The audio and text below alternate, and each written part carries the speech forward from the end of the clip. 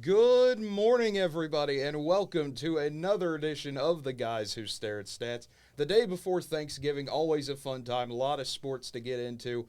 Early in the morning here for us, 8:12 a.m., officially going to be an interesting show for sure. But as always, if you're watching on YouTube, be sure to subscribe to the channel, like the video, leave a comment below. If you're watching on Twitch, as always, feel free to give us a follow. We always appreciate it. But now, the most important question of the day.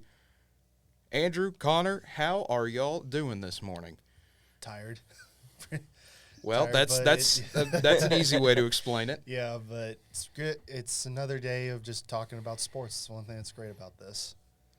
I'm doing pretty good. Finally get a few days off here, but I'm excited to dive in here to sports and preview some of the Thanksgiving games and get this on the road. Well, it's going to be interesting. Number one, as you can probably already see on that camera, lighting is actually an issue for once today. I can't believe usually when we do this, it's already dark outside, but sun wants to come out today. There's not a problem with that. But let's get right into it, starting with, well, what happened last night, the college football playoff rankings coming out. Georgia, of course, still on top. The top four are pretty much the same. But the big controversy is that 5 through 8 category. A lot of people upset. LSU holds on to that 5th spot, USC 6th. And the same thing with Alabama over Clemson. People upset. Why are there two 9-2 SEC teams over 10-1 teams from other conferences? Well, I'd say with it's like the one I can probably give them LSU to some extent because USC they lost the one game early in the year and yet has pretty much overall they've played good, very good for rest of their season. Then obviously LSU had 2 early losses, but then LSU's overall played like a much better team. And the thing is, the way I look at it is that I know me and you talked about it earlier, is that it'll sort itself out with the way the things are. I know people are upset now, but it's like if the scenario of where if USC wins out, it's not going to be an issue because LSU's got to play Georgia. Then it would become an issue if Georgia somehow loses to LSU, which is a possibility right there. Alabama jumping Clemson. Clemson has just not been playing overall the best football within the last 3-4 weeks. Overall, are they winning games? Yes. But it's one of those where it's like, kind of, as Alabama overall hasn't really missed a step, besides obviously with the 2 losses, but those were to good teams. So I can't really say much about on that. Oregon, obviously, they're fine where they're at, and then you have Tennessee, who needs to be where they're at. Yeah, it'll play itself out, but they're creating themselves an issue here. If LSU does win out, then the USC has no chance. In that regard, like you said, they'll probably beat Georgia in that case. So then you're going to take a one-loss Georgia, you're going to take an undefeated Big Ten, you're going to take an undefeated Big 12, and then you're going to take the LSU that just beat Georgia rather than taking USC, who did just beat 2 top 15 teams. So, no, they've created the problem for themselves. I disagree with it. I think USC should be ahead of LSU, and Clemson should be ahead of them as well. Again, it does create an interesting dynamic here, though. We'll see how it does play out. And who's to say TCU doesn't lose to a Kansas State in the Big 12 championship game, and there goes TCU's chances because you're not going to one-loss TCU over a one-loss Big Ten, over a one-loss USC, and probably not even a one-loss Clemson. So TCU can only get in if they win out, in my opinion. So we'll see how that plays out. It'll be interesting to see, though, if hypothetically you say, let's say Georgia wins, let's say Ohio State wins, you're going to take a one-loss Big Ten or a one-loss USC in Michigan. Like, they lost to the number 2 team in the country. So it's going to be interesting to see how they take that into regards. But again, they created the problem themselves by having this in the first place and not having a USC there because USC deserves it without question. Yeah. I know I wasn't really mentioning it, but I do agree with you. It's not the right decision. USC should be ahead. Clemson, at least I'd say I'd flip LSU. I would flip LSU with USC and Clemson ahead because it's still the 1 losses, and then Alabama would be right behind, and then LSU. Or LSU would be in front of Alabama. That's how I would have done it. And if Michigan does lose this weekend, and depending on how the game goes, if they play it close with Ohio State, they'll be very forgiving and might only drop maybe 2 spots and then are basically set up to get back in it. That's pretty much how I look at it. And if TCU does end up losing in the Big 12 title game, it won't matter because Michigan can just move right back in that 4 or 3 spot, depending on how things go. To me, it'll be interesting to see how this Ohio State-Michigan game plays out. To me, this is an important game, obviously, not just because it's 2-3, but for the implications behind it. I think if Michigan loses this game, they're done. There's no way an 11-1 with their strength of schedule, with who they played in their non-conference, with how their conference schedule's lined up. You have your 2 big games at Penn State and Ohio State, and you split them.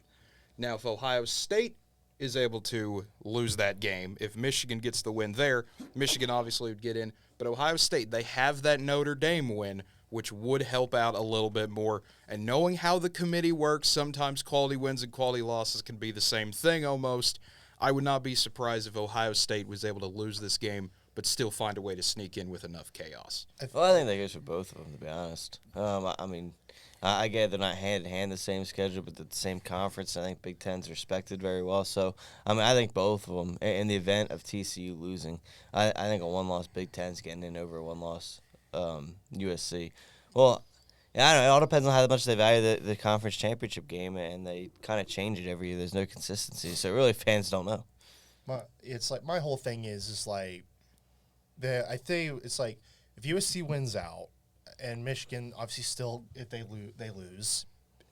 lose, and more than likely they need TCU to lose and they need LSU to lose to get them right back in it because then they'll be given that more respect in regards to how that's set up. But if that other stuff doesn't happen, Michigan would be the one team not be able to get. Ohio State has a better shot of getting in if you just talk in terms of schedule, which is strength of schedule.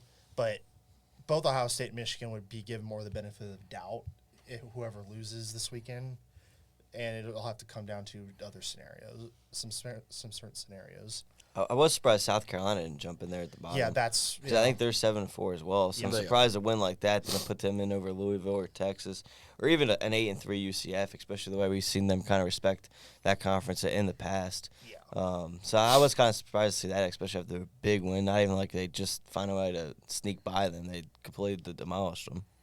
Yeah, I mean, interesting. I mean, the UCF was the other big one I had concerns over. You lose to at the time 3-7 Navy team, and they're only going to fall 2 spots for that. I don't get it. I really don't understand why UCF gets that respect there. Yes, they've beaten Tulane. Yes, they've beaten Cincinnati. But you have 2 other losses that are not that good. Losing to East Carolina earlier in the year as well is one of those that sticks out to me. You got to be able to win on the road. We've seen this before in the American. Yeah, way I looked at it was that game was like, I would say like, if it was like say, K-State, if it was K-State, if that happened in K-State would have immediately dropped out. Would be dropped like really way down to the bottom, or maybe dropped out entirely. But obviously they're way up at 12, so I can't really on that. But it's like if they were kind of like where UCF was, they would have been dropped out immediately in regards to how that would have go. But the fact it's just weird how UCF was just only dropped 2. I don't know what the committee was thinking, but it's like you lost to a 3-7 Navy team. So pretty much we're all baffled by it. I think it's one of those, you got to earn your respect, and the way UCF was able to rise, especially their undefeated season in 17, which helped pave the way for Cincinnati to get into the playoff last year. You build enough respect on your own based on your personal brand, and that can help you later on, which is not how it should work, but that's how it does work. Brand power, I guess. Yes, brand power is a pretty important thing in college football. But moving on to the other thing to talk about college football. Oh, yeah, there's a bunch of games this week. No specific one day because from Thanksgiving all the way to Saturday, and, I mean, we had games last night as well. Who doesn't love action, folks? You'll love to see it.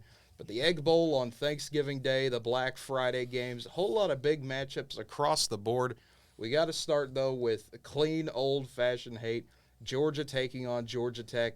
Dogs are 35.5-point favorites in this one, and for good reason. Georgia Tech, though, is coming off that big upset win of North Carolina.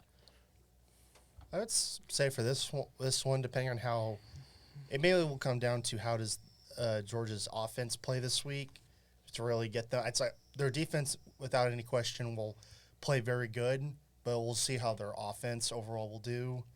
See if Stetson Bennett can rebound. Stetson Bennett and company can rebound from last week in regards to only getting 16 points. Though that game was without a doubt Georgia was going to win that one, regardless of the score, because their defense was that good. But we'll see how better they'll play. That way, that you could possibly say something about the spread. I'd say Georgia Tech will give them a good first half fight, and then Georgia will just slowly pull away eventually and get about double-digit lead. Yeah, I think Georgia wins this game easily, but Georgia Tech covers. I think it's going to be similar to the Kentucky game. Georgia just seems bored out there, to be honest. It's like, we know we're going to beat these guys. We're just going to do what we need to do to survive. I mean, they haven't beaten a team by over 30 points since October 15th, so again, it looks like they're just going out there. They're just like, we're going to do what we can to survive. And especially in that Kentucky game, the defense is going to go out there and not give up any points, and the offense is going to do enough to survive. So, honestly, I think it's going to be similar to last week. We'll go along the lines of like a 30-10 game. Yeah, it'll be interesting to see here. Georgia has a streak. They have not let the Yellow Jackets score on them in, a while, to be nice. I believe the last 2 or 3 games have been shutouts. It's been pretty interesting to see what's happened there. I think Georgia keeps that streak going. It's something important to them, and I think Georgia rolls in this one. They don't cover that 35.5 purely because their offense hasn't been capable of it, but something like a 31-0 type win seems about right for the Dogs. Yep. But obviously the big one here, they call it the game for a reason. Well, because it's one of the most important games of the year every single time they get together.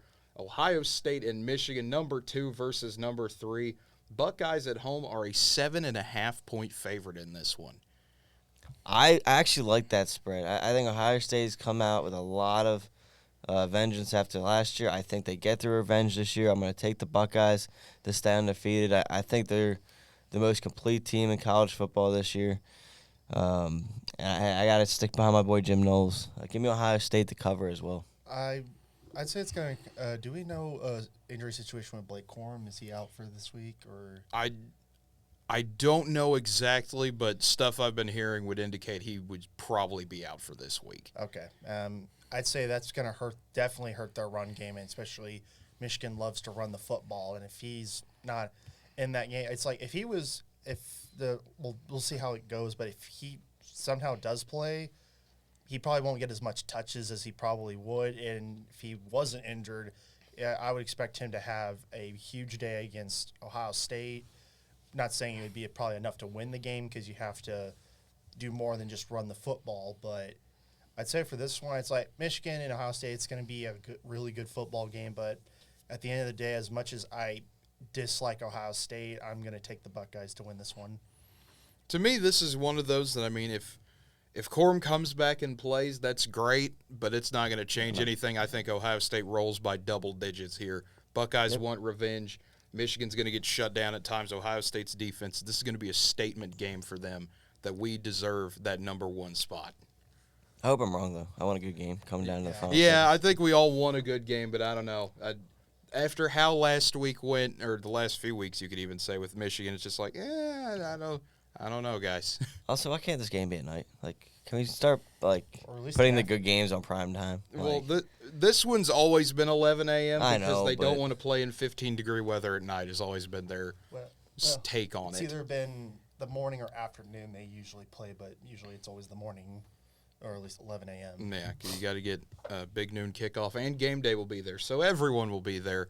Also, the first time since 2006 that both teams are 11-0 going into the game. So it's kind of wild to think about, especially the way they've talked about their opponent. You think they would have gone into the final game both undefeated several times, but nope, it's only the second time. Yeah, usually one of them's 11-0 and the other one's like 10-1 or something like that. But still a big game nonetheless. And the next one here, TCU, the number 4 team in the country, trying to keep that undefeated streak going, trying to get to that 12-0 record and a clean slate in Arlington.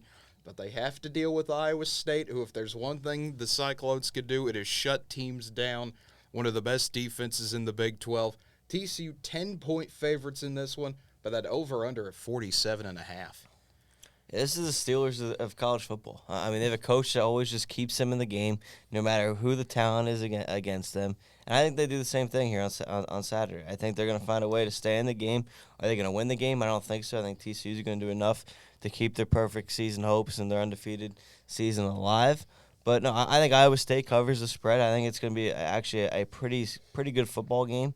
But I'll take TCU in a close 24-20 win. Yeah, I agree with that sentiment. TCU and Iowa State. It's going to be a close one, but TCU just will slowly chip away at Iowa State and extend their lead to get the spread. Yeah, this is one of those that you look at it. On paper, you would think, okay, TCU runs away with this, but this is what Iowa State's done to everybody. They're going to grind it out. They're going to make this a game that just looks way tougher than it should be. TCU will find a way to win, but it might take some last-minute heroics again. But I think the Frogs do get the win. The next one here, LSU, number 5 in the country, going into Aggie Land to take on Texas A&M. An A&M team that, well, just about everything that has gone wrong and can go wrong is just, it seems it's just double than what you would think it is. A&M 4-7 on the year, trying to end the season on a positive note, but they are 10-point home underdogs in this one. Yeah, A&M's going to do everything they can to obviously win this game. I think they're going to keep it close. I think they're a team where, yeah, obviously things haven't gone the way we all expected it would for them. I think they're a team you still have to take serious. I don't think you can overlook them or else they might shock you. But I think LSU, they got a veteran coach out there. I know it's his first year there in Brian Kelly, but he'll have the team ready. I think LSU does cover the 10 points. I think LSU probably gets about 13, 16 points on lead to win this game. A&M, just things will still continue to go wrong. LSU, it's going to be a tough matchup. A&M's defense is going to do what they can to shut down LSU, but without really much of a huge offensive threat for the Aggies, I don't see how LSU loses this game. I think LSU takes it. Yeah, I think LSU wins this one as well.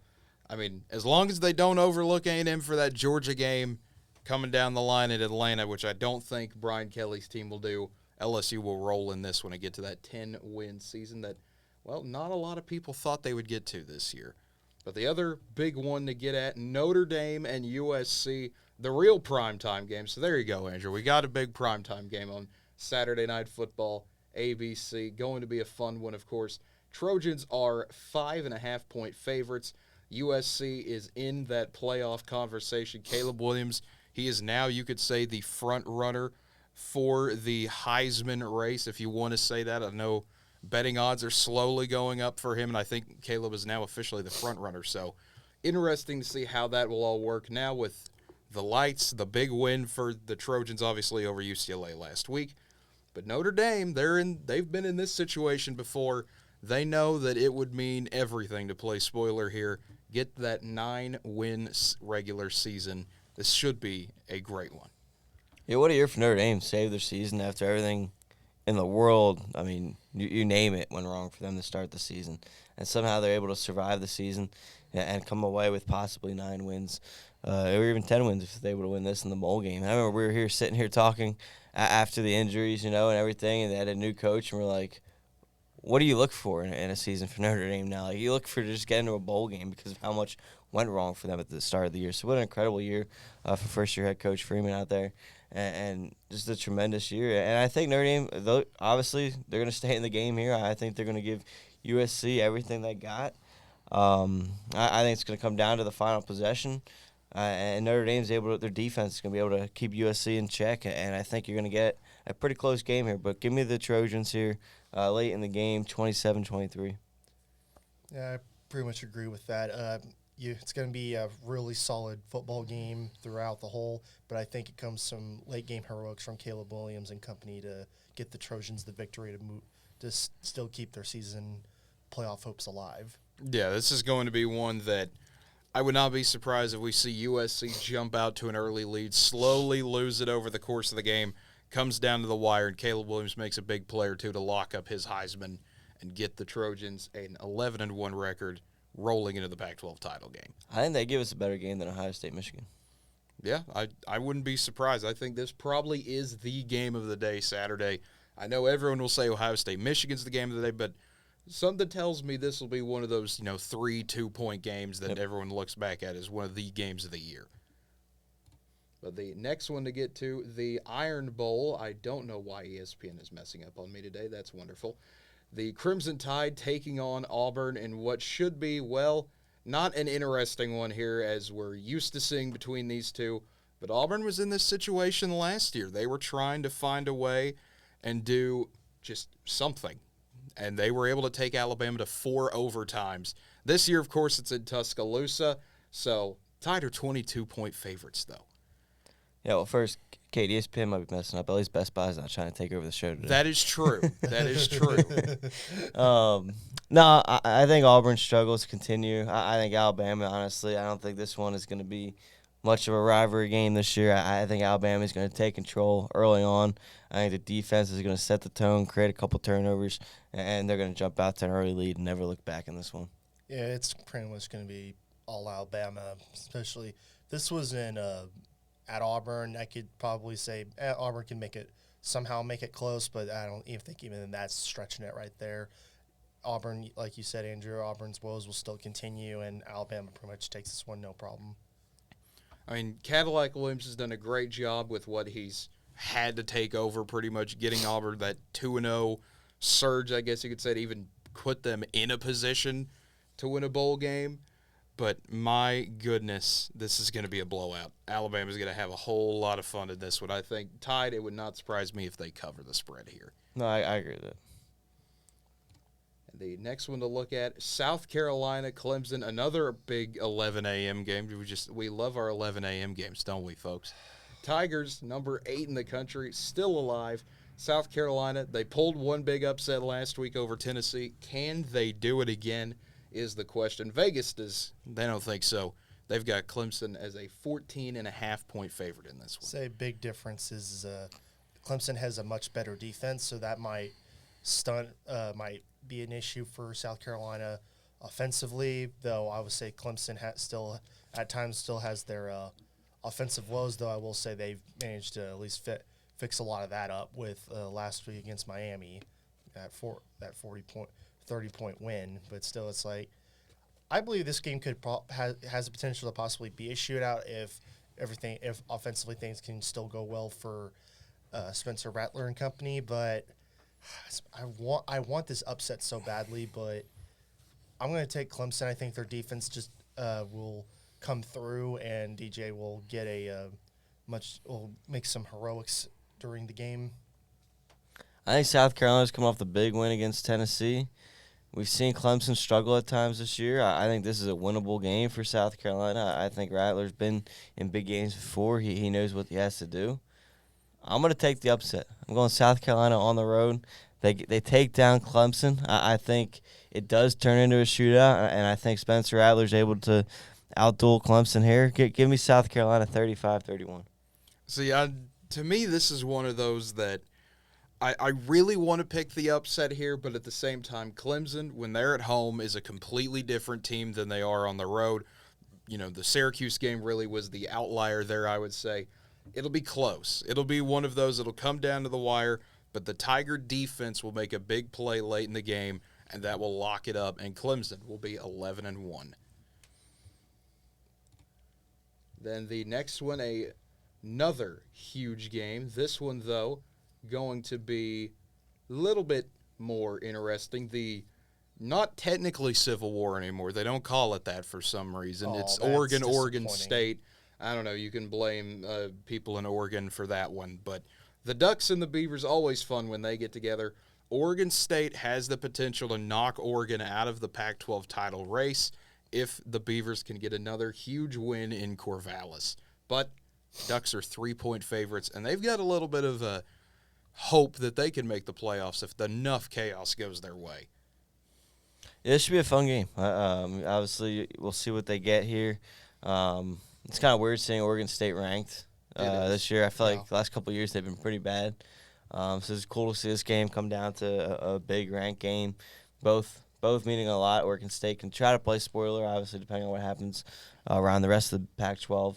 But I'm going to say Oregon wins this game. I think they go on the road, find a way to get the job done. I think Nix has figured things out there. Ever since that first game, I know they lose a close game to Washington, but I think they're able to get the job done here on the road at Oregon State. Give me Oregon in a close win. I'm not really sure how. It's like this one is like Oregon. It's like Oregon. Obviously, they came off a really close win against Utah. Probably with the way they started, they probably should have won the game pretty easily against Utah. But obviously, second half woes and managed to get a field goal in the fourth quarter. Oregon State, obviously, they're coming off two basically blowout wins against Arizona State and Cal. So obviously, for them, they feel like they have momentum going into this one. I'm going to pick an upset here. I think Oregon State will get a last-second field goal to win the game against Oregon. Yeah, I mean, it'll be another intriguing one for sure. I think Oregon finds a way to not run away with it, but they make a stand, make a big touchdown late in the game. I think the Ducks escape in Corvallis in a game you'll look back and go, how in the world did Oregon win that one? The next one here, Kansas State, the real Saturday night game, Fox 7 o'clock. Wildcats are 11.5-point favorites, but this is only, I believe, the second time that both teams have met with a 6-win season. Just hard to think. This is only the second time both teams have met and be above 500. That's actually very surprising. Well, you got to remember, Kansas and Kansas State both have had their fair share of disappointing seasons. Yeah, I think Kansas, they've struggled big time over the last few weeks after getting off to a good start. I think the struggles continue. I think Kansas State's defense is going to be way too much for their offense, and their defense isn't good at all. And I think Kansas State's able to take advantage of that. I think Kansas State wins this game fairly easily. I think you're going to see it about 27-10. Yeah, I'd probably agree with. I can't really add much to that. That's pretty much what I would have said. I think K-State takes it. Yeah, I was like, Kansas's defense has shown that they still really cannot stop anybody. Yes, Jalen Daniels will come back. Yes, he might go off, but at the same time, that's not going to be enough to stop Kansas State and whoever they want to throw out there, whether it be, Adrian Martinez or Will Howard, whoever they want to run out there. Deuce Vaughn's going to have a big day. Malik Knowles will probably have a big day as well. It is going to be tough to stop the Wildcats in Manhattan. The next one here, Washington taking on Washington State. The Apple Cup, late night, 9:30, good old Pac-12 after dark. Huskies are 2-point favorites in this one. Yeah, Washington's a weird team. They have some really good wins this year. They also got a couple losses that they probably should have won. So just a weird team out there. Washington State has been playing fairly well. Good mix of offense, defense. I mean, their offense I don't think is going to blow anybody away, but their defense is able to do enough to frustrate you and find a way to steal games. And I think Washington State's defense does that this weekend. I think they're going to do enough to frustrate Washington. A very good offense we've seen so far this year. But give me Washington State finding a way to win a defensive game here.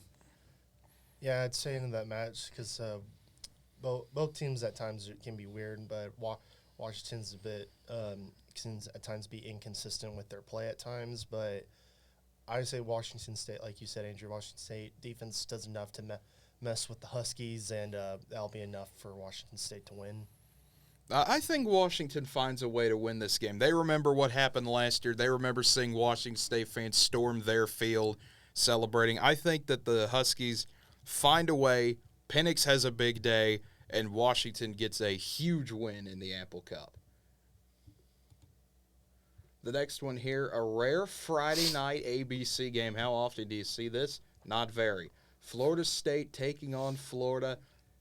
It's just weird seeing Saturday night football on Friday night. So you got Friday night football on ABC, 6:30 Central Time, 7:30 Eastern. Noles are 9.5-point favorites in this one. Gators are reeling after losing to Vanderbilt. I want to take Florida State in this game. I think that the disappointing season for the Gators continues.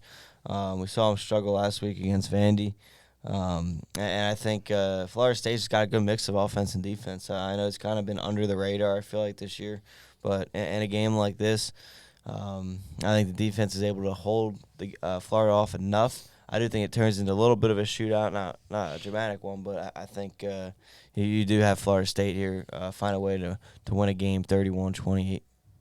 I'd say you're going to have a bit of a back and forth early in the game, but Florida State is just way their season overall has been going. They're going to be too much for Florida, and Florida will go to 6-6, and Florida State will have a 9-3 season. I think Florida covers here. I think that it's going to be a fun shootout between these two. But at the end of the day, Florida State at home with the season they've been having, they're going to have enough momentum going their way that they get the big win there. It feels like it's been a while since Florida State's won the game between the two. Yeah, I mean, well, it's usually a back and forth between them. You can never really tell. That's the best way to describe that one. This one's the same way. Tulane taking on Cincinnati Friday morning. This is a huge one because the winner of this one goes to the American Conference title game. The loser will not, and their chance at a New Year's Six game is over. The winner here will take on UCF, and the winner here will also host that game against UCF with the Knights losing to Navy.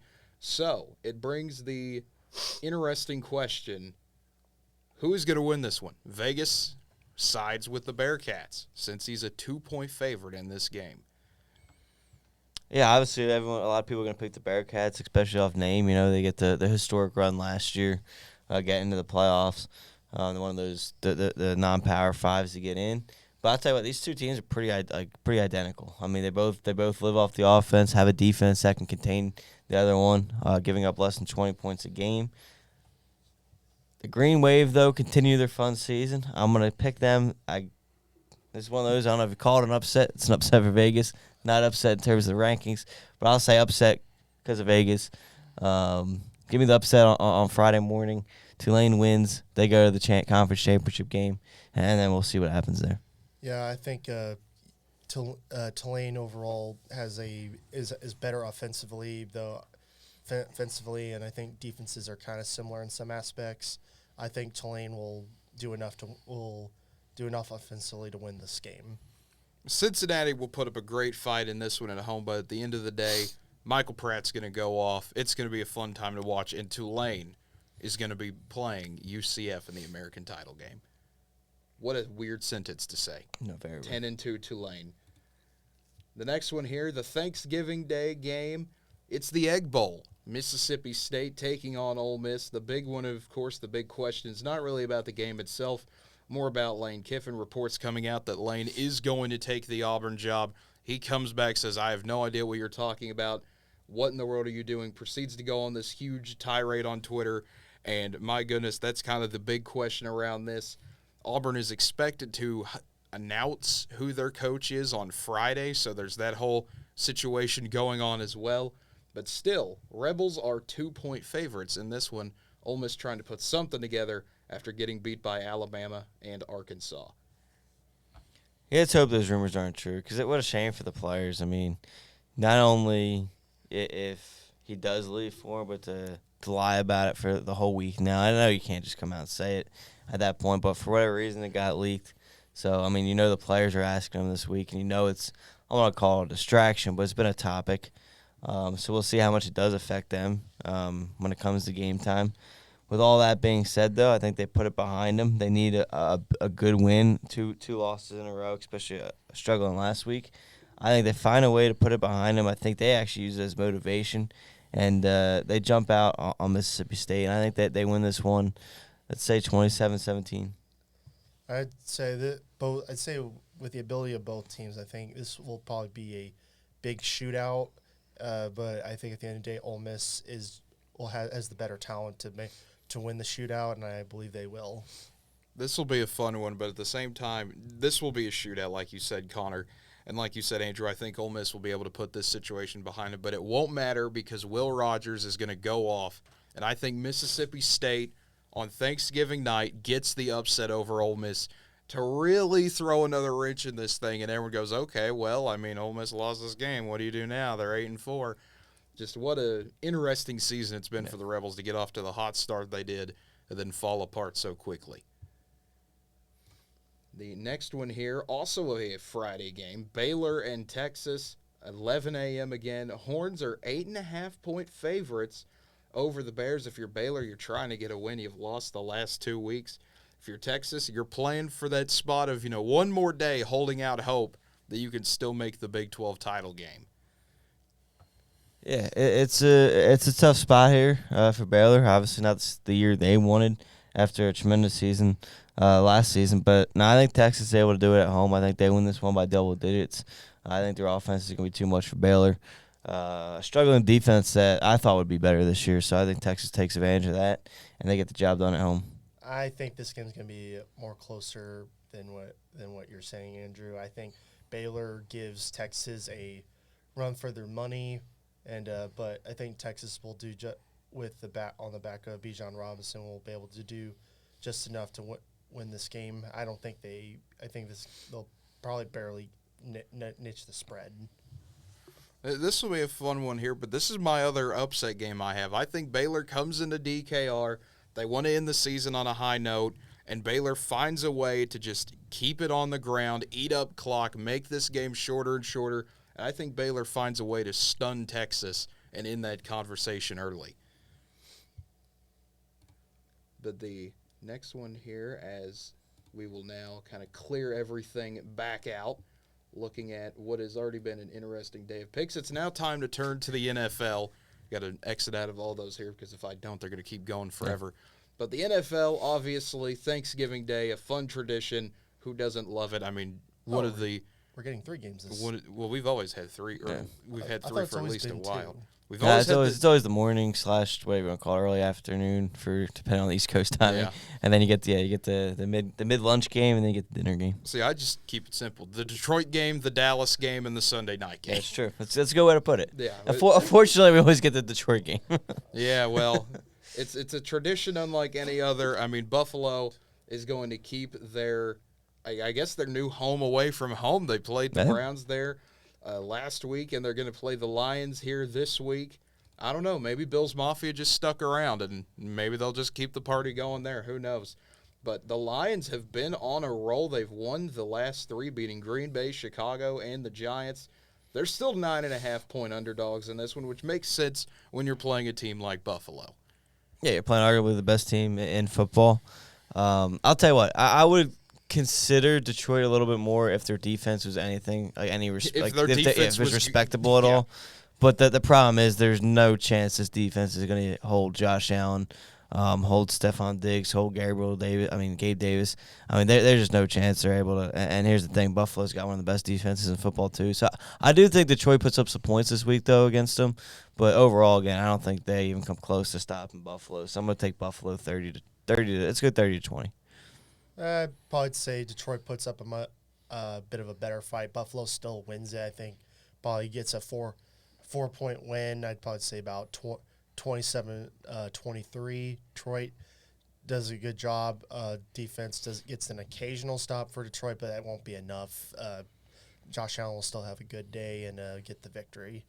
And break some tables along the way. Yeah, this is going to be a fun one because the Bills are going to run all over the Lions. But I think the Lions will put enough points on the board to get that backdoor cover late in the game. I still think the Bills take it, though. The next one here, the Giants taking on the Cowboys, another big Thanksgiving Day game. I always miss when they had the Cowboys and, at the time, the Redskins, because they always had, like, the Cowboys-Indians game. That was always kind of a funny thing, at least to me as a little kid. But now it's the Cowboys taking on the Giants. Still a huge game in the NFC East. Oh, no question about it. I mean, you look at the way the NFC is going and the NFC East. Both teams need this game. I mean, you're in jeopardy if you lose to fall on 3 games back in the division, which essentially puts you back 3 games from a top seed because only one division team can get a higher seed. So basically, if you lose this game, you're probably not getting a home playoff game, where a win keeps you definitely in the hunt there to steal that. And right now, the front runner in the Eagles has to face the Giants twice. So I mean, Giants still can help themselves there in that case. But this is gonna be. I think everyone's expecting, Dak Prescott, Barkley. It's gonna turn into a little bit of a shootout. I think it's gonna go a little bit the other way. I think you got 2 big-time defenses. You're going to see them on Thanksgiving. Everybody's going to be watching. And that's why I'm going Giants, because Cowboys always lose those type of games, those big games, You just can't pick Cowboys in primetime football. But I think it's going to be a close battle. I think it's going to be back and forth. But in the end, I think Giants, they love to get ahead early and then control the clock, control the game with Barkley. I think that's their recipe. I think it's a unfortunate and dangerous recipe because, I mean, let's hypothetically say the Cowboys jump out to a 10-0 lead. I mean, I don't think Jones is that quarterback to kind of bring you back like that. So you kind of have to get out to a good start, trust your defense and running game. And I think that's what the Giants do here. I think they get the ball first, go down and score, and they control the game clockwise. And I'm gonna take the Giants in a close 17-14 win.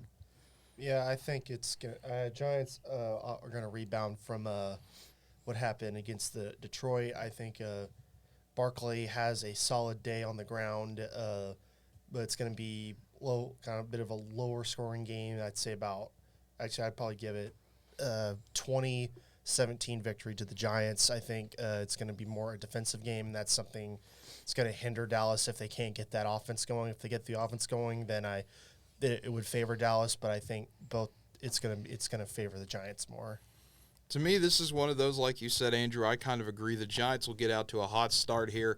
They'll keep everything rolling, but over the course of the game, the Dallas defense will make the necessary adjustments. And in a low-scoring defensive bout, Dallas gets a 14-13 win and comes from behind, and it's going to be an absolute battle. It's going to be one of those that it's not a primetime game. It's a midday game, but still got that big It's still prime time. Thanksgiving's prime time. Hey, that's true. I just can't believe this game is like that lopsided in terms of like the Vegas spread. Like I can't believe a division rivalry like this. And I get it on paper. Yeah, you're taking Dak over Jones, and we can play that game. But like Giants have been playing phenomenal football this year, especially defensively. I can't believe it's a 9.5-point spread, and even the or even the money line. Like to see it minus 455 for the Cowboys. I mean, that seems odd to me. Like they know what Daniel Jones is going to play or Barkley's not going to play for some reason. Yeah, it's one of those that Vegas, sometimes they'll throw one of these sillier spreads out here just to try to trick people into being like, oh, well, that's obvious. Yeah. That's obvious. One or the other is going to happen. That's how they make their money there. They're smarter than all of us. They are. I'm just saying, like, this is one that screams, like, why? Yeah.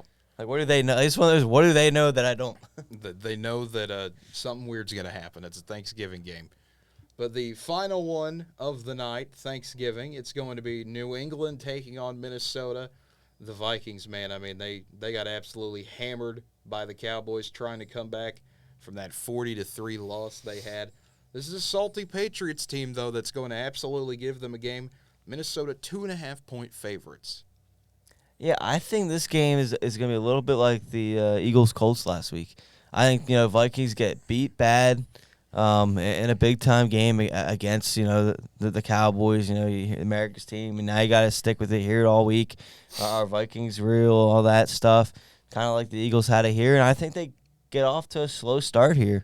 And then I think it's going to continue through the game. It's going to be like, okay, have the Vikings been frauds? Is this the true team that's going to come out? And everyone always talks about how if the game's not at noon, Kirk Cousins is going to struggle, the Vikings are going to struggle. So I think you're going to kind of get a little bit of that tough hangover here for the Vikings. But in the end, I think that defense is able to do enough against a lower-tier offense. You saw it against the Jets here last week. So in the end, I think the Vikings defense is able to hold their ground in this game, and then the offense is able to do enough with a late time possession killing drive with Dalvin Cook ending in a game-winning field goal. I think offensively, Minnesota has a much better game this week against New England than obviously what they did against the Cowboys. I think Kirk doesn't have an amazing game, but he does just enough to really get you, and Dalvin Cook will have a good day running over New England. I think the defense for Minnesota will pretty much just keep Mac Jones and company from really even doing anything. So I think Minnesota takes this one about, I'd say about 23-13 win. So to me, I feel like this is going to be another defensive game. This is going to be another struggle. We saw what happened to the Patriots last week. We saw what happened to the Vikings last week. You put those two together, combine 13 points. Not saying that happens here, obviously. The Vikings will easily at least double their total from last week. They will score at least a touchdown, I think, in this game. But I think Minnesota wins it in another lower scoring game, going 17-10. Vikings pull out a win. But the next one here, Tampa Bay taking on Cleveland, one of the first Sunday games we're going to talk about. And my goodness, Cleveland and Tampa Bay, these are two teams that last year, we're talking about them as playoffs or in the hunt for them at the very least. But this year, it's the Buccaneers as 3.5-point favorites coming in. They're just trying to get a winning record going right now. And Cleveland's sitting at 3-7. Yeah, no, Tampa Bay's coming off the bye. I think that's going to help them out. I think Brady needed that more than anybody. Tampa Bay's also hopefully able to get some guys back that were dealing with some injuries. So hopefully we're able to see some of those guys get back on the field. And hopefully that bye, I think, really came at a good time. You started having a big conversation about Leonard Fournette's struggles and what they were going to do with the running back spot. So hopefully they're kind of able to get them on the same page because it just didn't look like they were clicking at all. And I think it is able to help them. I think they come out and I don't think they're going to come out in like dominating fashion and everyone's going to be like, oh, Buccaneers are back and all that. But I think Tampa Bay comes out strong. They look better than they have in the last few weeks, but they're able to win this game overall. I will say 27-20. I'd say, yeah, Tampa was just – I think Tampa's going to obviously having that bye week is going to be very helpful for them. I think especially, like you said, Brady needed it, and Tampa takes advantage of that and pretty much – takes care of Cleveland with not as much issues as I'd say. Give them a 27-13 win. Yeah, I think Tampa Bay fixes some of their issues. They get some people back. The bye week will obviously help the Buccaneers. I think it's going to be a big one, though. Browns are going to march down the field at the end of the game. Jacoby Brissett's going to throw another pick in the end zone to end it, and Tampa Bay holds on to win a 7-point win, I would say, for the Buccaneers in Cleveland. The next one here, the Bengals and the Titans, two teams that, it feels like we really haven't talked a lot about either team because they're just not as good you would think. But, the Bengals are 6-4. The Titans are 7-3. Titans, though, 1.5-point home dogs in this one. Disrespect. I guess disrespectful to Tennessee. That's mainly coming. I think they're mainly putting it on the explosive offense since he has, and just kind of Tennessee doesn't have as much of an explosive one. I think they're just that might boil down to that. I don't know about that. I think Tennessee can go hand in hand with them. I think you'll see it this weekend. I think Tennessee's going to go out and get the win. I think Tennessee's defense is better than Cincinnati's, and I think they'll show here in this week. Bengals, you haven't been able to trust top to bottom, and Tennessee just keeps finding ways to win. Give me Derrick Henry. He's the best player on the field this weekend, and I think he shows it. So give me Tennessee at home. I'll go 24-14. I'd say since he protects Burrow, I think Tennessee could possibly have somewhat of a shootout. It depends on how things go, but I think I can't necessarily trust since he's offensive line to protect him forever, and I think that would be the dagger in the heart. I think Derrick Henry has a good day, and I think Tannehill will put on another good showing. I think I think Tennessee will get the win. Yeah, this is one of those. You look at the matchup here. Cincinnati, a team that really can't run the ball to save their life. Tennessee's defense, one thing they can do really well is stop the run. They're going to make Cincinnati one-dimensional here. Burrow's going to have to throw a lot. The more you throw, the more you're going to have chances to get an interception, the more you're going to have chances to get a big sack or any good play on defense. And I think that's what's going to happen. Titans find a big way, force a couple turnovers, and the Titans get a win at home. The next one, the Texans playing the Dolphins. Texans, they're just trying to find that second win any way they can. They go to Miami this week, and the Dolphins are favored by 13. Favored by 13, and they'll cover the 13. Houston's not a good football team. Tua's going to come out strong to start. Tyreek Hill is going to they don't have a chance to stop Tyreek Hill and Jalen Waddle.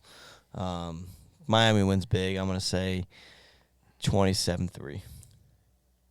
I'd say I think Miami has a great day on both sides of the ball. I think Miami probably gets about a 30-3 win. The Texans will play well on this game for exactly one drive. I don't know what drive it'll be, but they're not winning this game. Miami will beat them up. It'll be a blowout. The next one here, the Bears taking on the Jets. A lot of interesting situations going on with the Jets. People saying, is Zach Wilson the guy? Is all this happening? But at the end of the day, they're still 6-4. The Bears are a bit of a different story. Justin Fields taking accountability for what happened at Atlanta, saying, hey, the defense did their job. I let everybody down. The defense saying, no, we've got your back in this. Everything's fine here. This is one of those that, I don't know, it feels like two teams with two entirely different mood sets right now, I guess is the best way to put it. But still, at the end of the day, Jets are favored by 4.5. So I disagree. I think you got two of the almost the same mood sets here. I mean, you got a quarterback controversy because of how bad Wilson's playing. You got the Fields drama, him having to apologize for his struggles in Atlanta and what happened in Atlanta and everything. So to me, they kind of both frustrating teams looking to get things right. You mentioned the Jets being 6-4, and because of that is why I think Wilson does not play this weekend and they go with the quarterback change because they're trying to save their season because they are fighting for a wild card spot. And I don't think they'll win it because of how superior the Bills are, but technically they're still fighting for the division, the only game out of that top spot in the division. So I think they do make that quarterback change, hopeful that can make a difference here on Sunday and get the offense going a little bit because they're trying to surprise everybody still and sneak into the playoffs.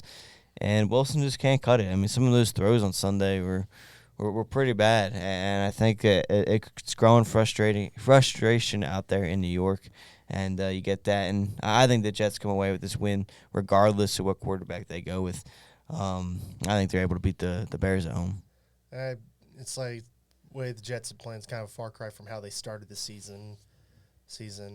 Wilson obviously has regressed even more after playing, I'd say, pretty good earlier in the year, but even then that might be stretching it at times. But I think I'm going to go with I think regardless of who they throw out there, I think Bears get a surprising – well, then again, Justin Fields is questionable, so I assume he still play.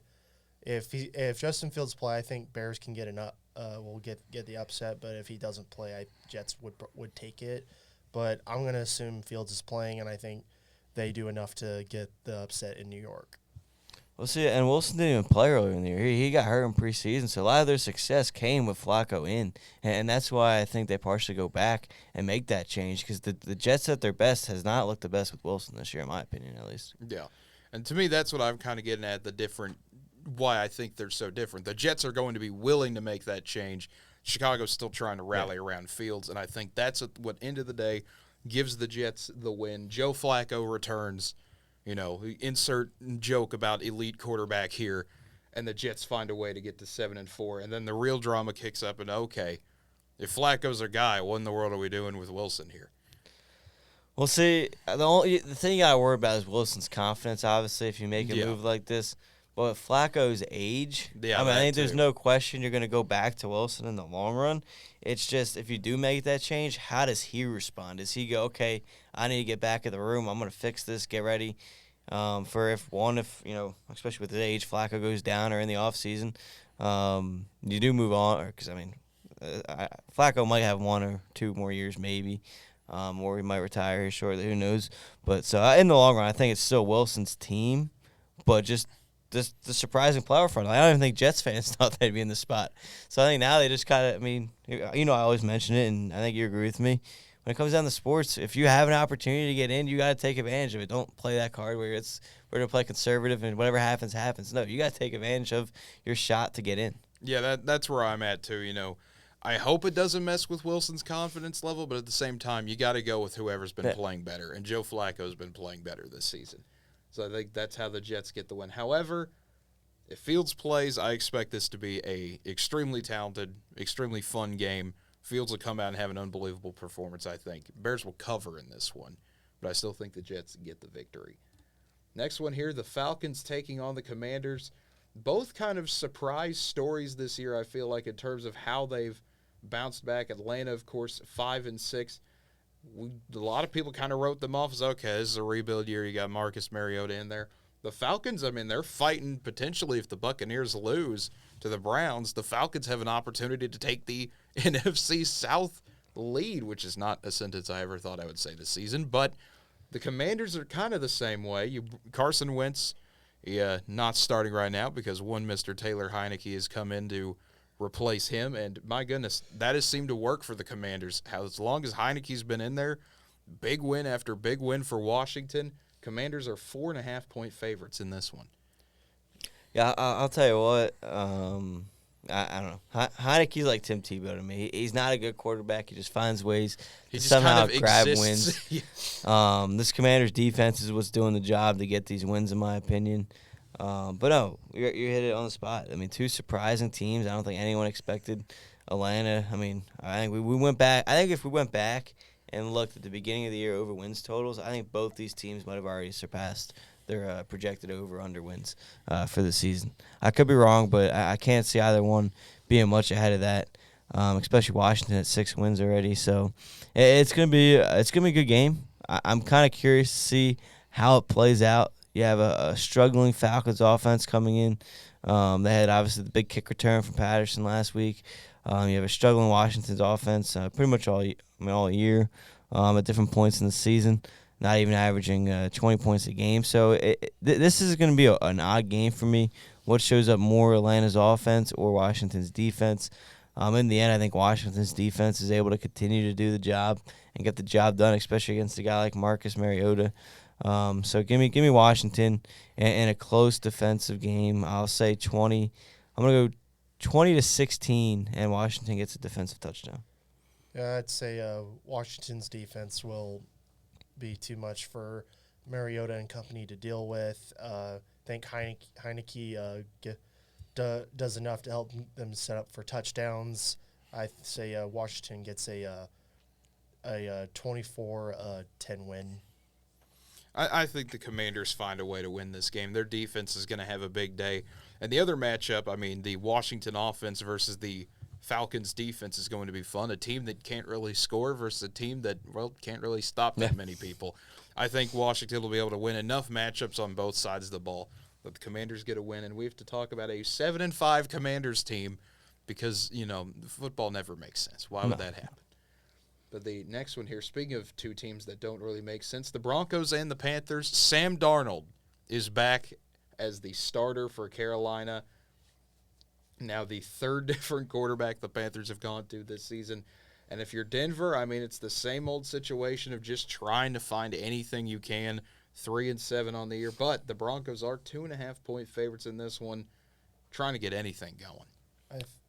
I think Carolina still continues to have offensive woes, and their defense just isn't really going to be able to do is only going to probably do enough to try to keep Denver from at least scoring 20 or so points. I think Denver gets a 16-13 win. Might as well throw a season ticket holder out there at quarterback. The amount of times they keep changing them and just going through everybody. I mean, they just can't stay consistent with it at all. And I mean, unless you find some type of rhythm, you're not going to do much. With that being said, I think Denver's defense is going to be too much. I think Denver comes out, wins this game over Carolina. Again, it's just a mess down there with Carolina. It doesn't seem like anybody knows what's going on. So Denver's going to win this game by double digits. Yeah, this is going to be a brutal game to watch. If you are a fan of defense, you will probably enjoy this game. If you're a fan of offense, do not watch this. This will be painful to watch. Over-under set at 36. I think this is going to hit the under. This is going to be one of those tough games to watch, but I think Denver finds a way to get a 14-3 type of win where it's just going to be ugly. But the next one here, the Ravens taking on Jacksonville. Going to be an interesting one here. Jacksonville still trying to turn it around, get something going like we mentioned, I believe, on Monday's show. The Jags offense, I mean, they're putting up points compared to everyone else in the AFC South, but it's not translating to wins. Baltimore riding their defense almost all of season. It's been making big play after big play for Baltimore, though Ravens are 4-point favorites. Yeah, and I mean, Jaguars defense, while it seems like, I mean, they're only giving up 20.5 points a game, which is kind of surprising based off of those division numbers we saw on Monday. So it's not like it's that much different from Baltimore overall in terms of numbers-wise. I think Jaguars actually find a way to get this upset. I mean, we've talked about it before. Baltimore, I mean, yeah, while they're finding ways to win, I don't really think they're blowing anybody away. I think everyone's because they're just finding ways to win. I think that kind of backfires here a little bit this weekend. I think Jacksonville is one of those scrappy teams that finds a ways to hang around and find a way to just keep games close offensively and defensively. They got a running back that they can control the clock with. And I think they're able to do that here this weekend and find a way to steal a game at home. Yeah, I think Jacksonville, like you said, will just kind of hang around with them, but I think Lamar Jackson will end up throwing a late game pick that Jacksonville will take advantage of, and Trevor Lawrence gets a touchdown to put them ahead by 4, and Baltimore will not be able to overcome it late in the game. So I think Baltimore finds a way to win. It's going to come on the leg of Justin Tucker if they do get this win. I think the Ravens' defense is going to step up, make a few big plays, because, my goodness, this Baltimore offense is going to continue to sputter. This is going to be one you're going to look at. Jacksonville's going to hang around. They're going to hang around and hang around. This is going to be a 17-14 type of game, I'll say. Baltimore will get a big touchdown.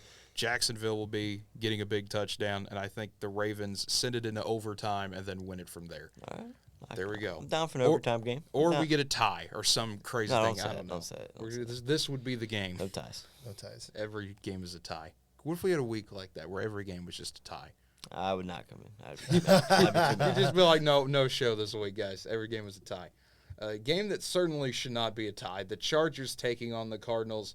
Both teams coming off absolutely brutal losses. One in a close game you feel you should have won if you're the Chargers, and one if you're Arizona, where, everything went wrong against the Niners.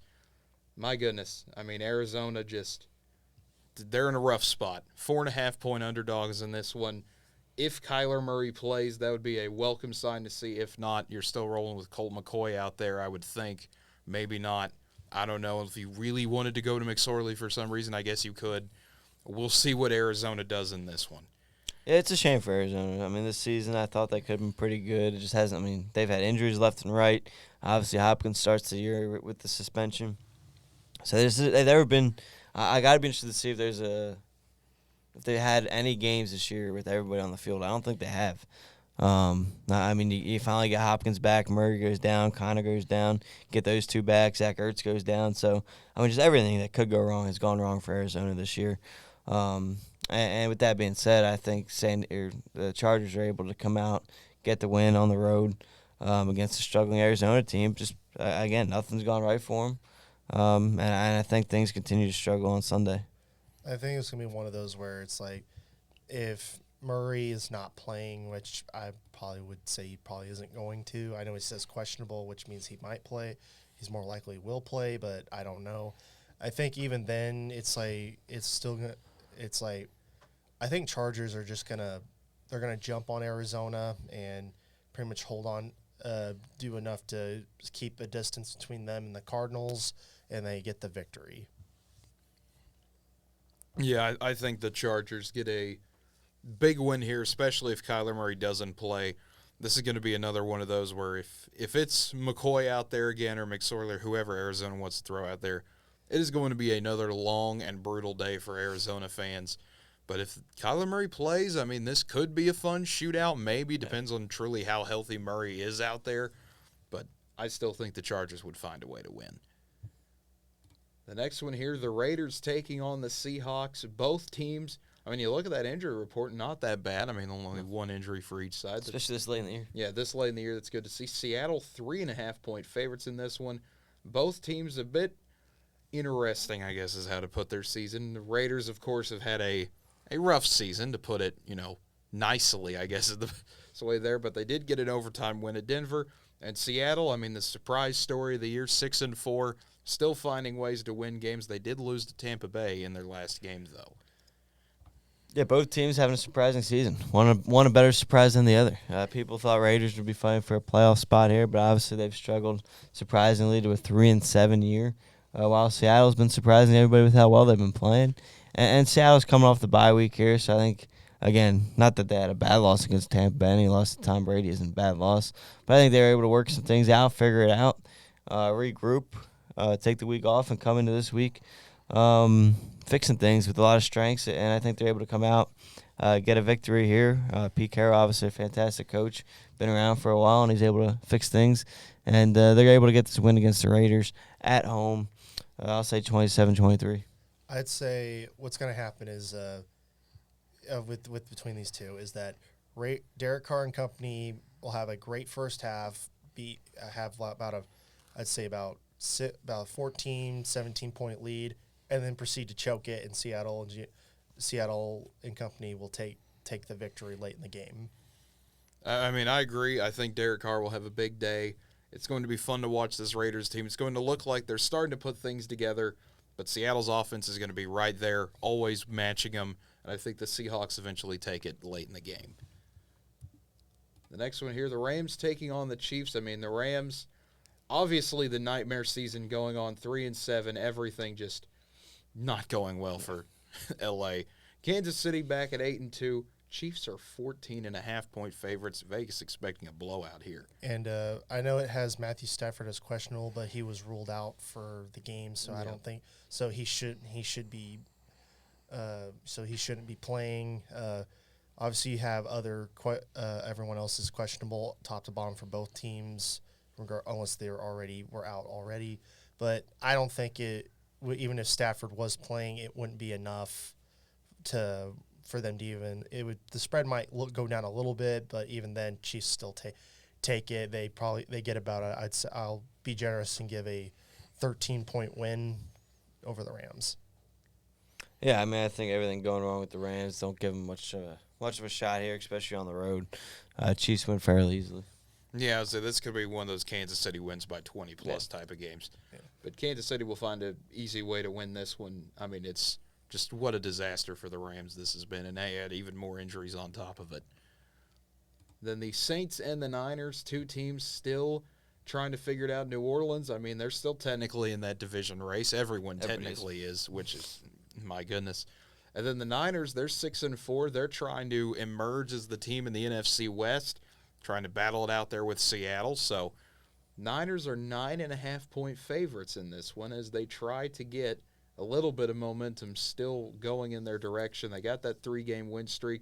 People looking at it, though, you beat the Rams, you beat the injured-up Cardinals. You did beat the Chargers, though, so they're trying to just keep that going and ride this win streak. Yeah, and there's no reason why they can't get it done again this weekend against the Saints.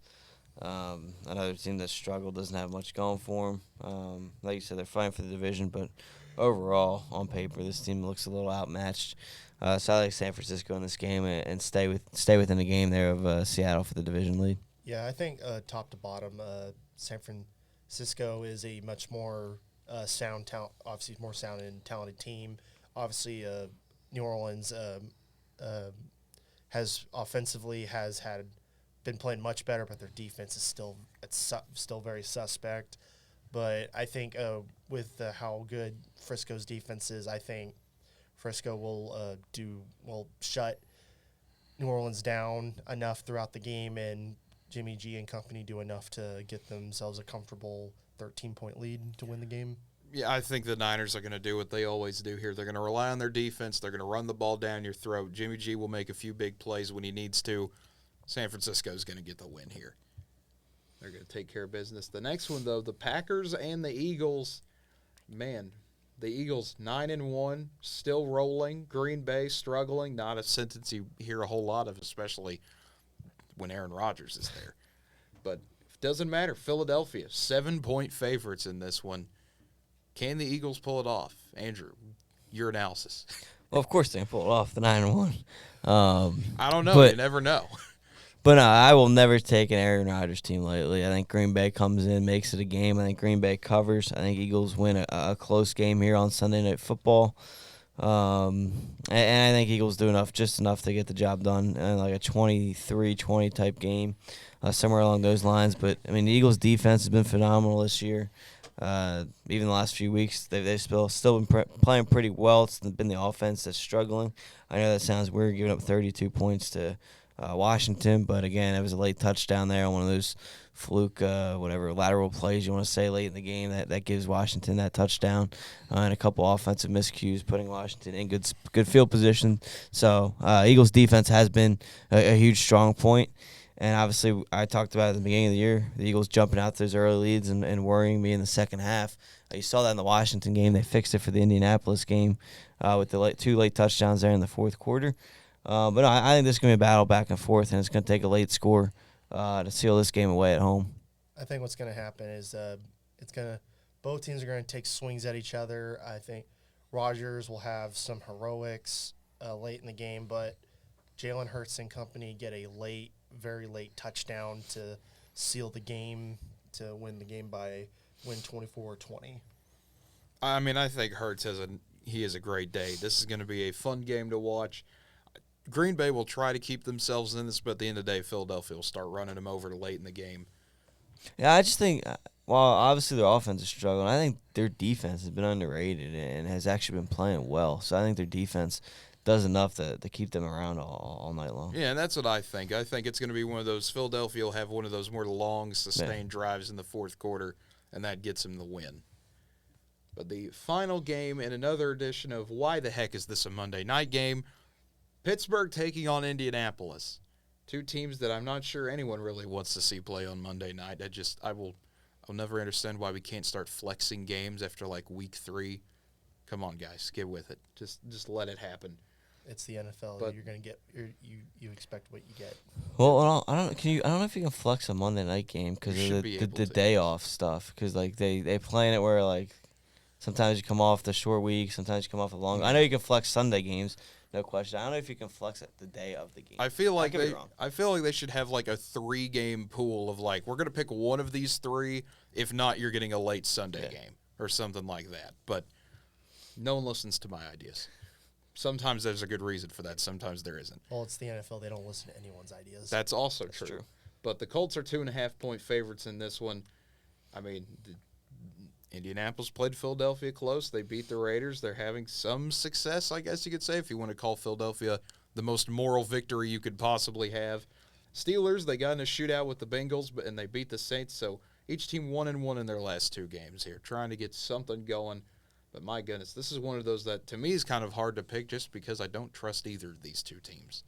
I don't trust either team as well. So in the end, I'm going to go with the veteran high-class coach versus a 2-game coach so far. So give me Mike Tomlin to get his team ready in this game, get his team ready. I think defense comes out, creates some big plays, setting up the offense for good, easy field position type drives. And I think Steelers get the win on the road on Monday Night Football because of this. So a lot of credit to Mike Tomlin. Yeah, I agree with that. I think it'll come down to experience and especially down to coaching. And obviously Tomlin has it several times over Jeff Saturday. I think Pittsburgh will get the win they need to at least make themselves 4-7.